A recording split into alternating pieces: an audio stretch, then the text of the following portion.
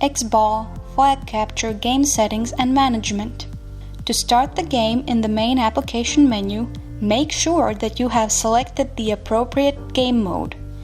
Xball Flag Capture game format is when opening the application is in default. Main menu settings. In the settings section, you can choose notification voice, male or female, 10-second countdown beeps. By default, they are on, but they can also be disabled.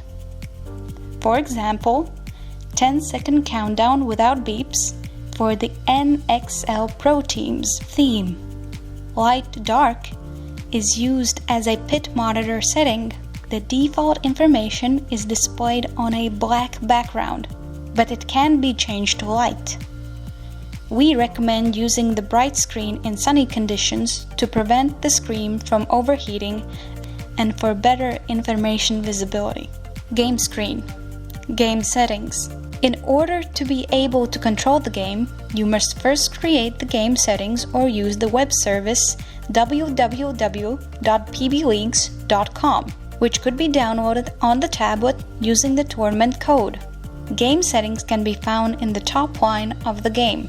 By pressing ADD, we can create the game settings manually, or by entering the tournament code to download the previously created settings from a web service. In this case, the tablet must be connected to the internet. After downloading the settings, they can remain offline.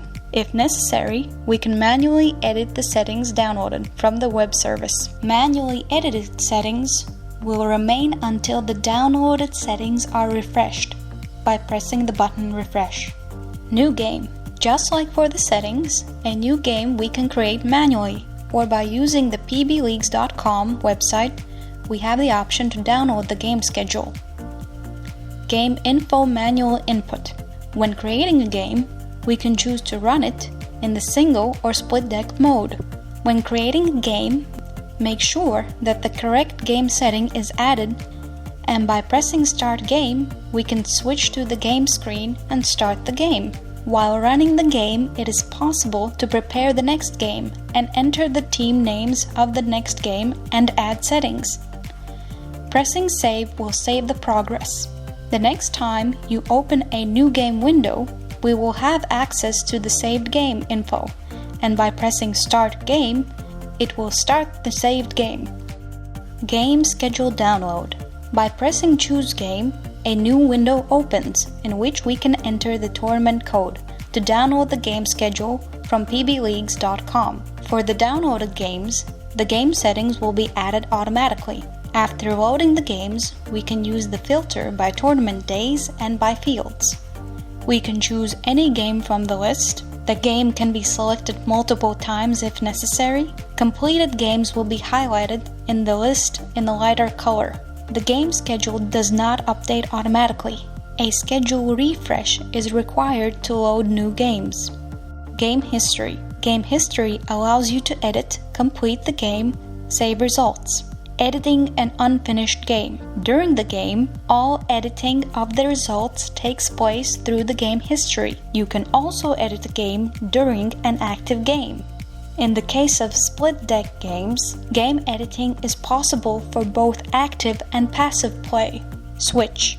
This button is active during split deck games. With the switch button, we have the option to choose which game we want to start between two split deck pairs. Completion of the game.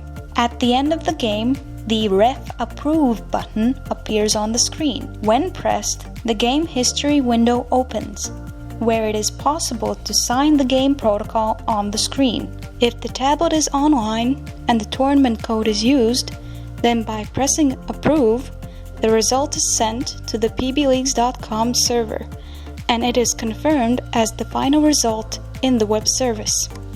Save results, main menu.